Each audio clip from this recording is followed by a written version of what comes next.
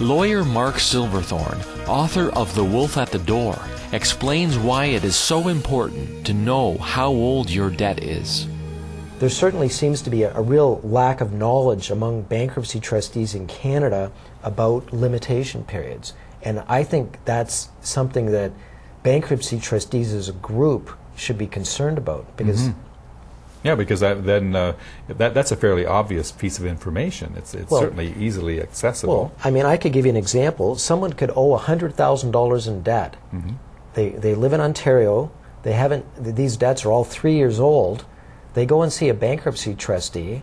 The bankruptcy trustee may say, "Here's a consumer proposal. Here's a personal bankruptcy. I recommend you do one of them."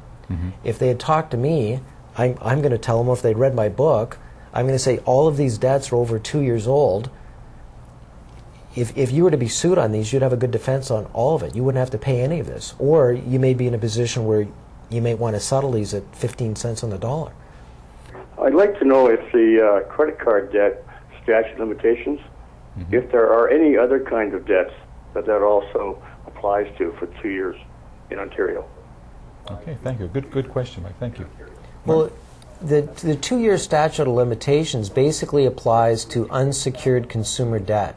So we're talking about credit cards, personal loans, lines of credit, certain types of utility bills.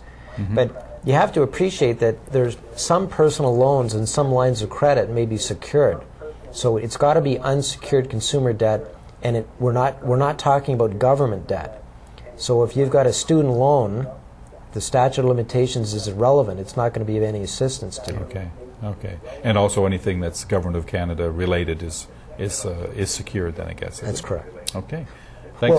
Okay, go ahead. I'm sorry. Well, it's not secured debt, but it's government debt. You can't rely on the expiry of a limitation period to help you avoid paying a government debt. Okay. Are there other, we didn't really talk a great deal about what was unsecured and what is secured. What's the difference? Well, I'll give an example. If you go out and lease or finance or purchase an automobile, the lender is going to put a lien on the automobile, and that if you fail to make your monthly car payments, they're probably going to repossess the car. Right. The same thing would happen if you borrowed money to purchase real property, like a house or a townhouse or a condominium. Right. The lender is going to have a security interest in the real property, and if you fail to make your house payments, you may end up losing your home. Right. But for example, 99.9% of all credit cards are unsecured, so that if you fail to make your credit card payments, there's no collateral that the credit card company can go after. If they want to get their money back, they have to sue you. Stop collection calls today with one simple letter.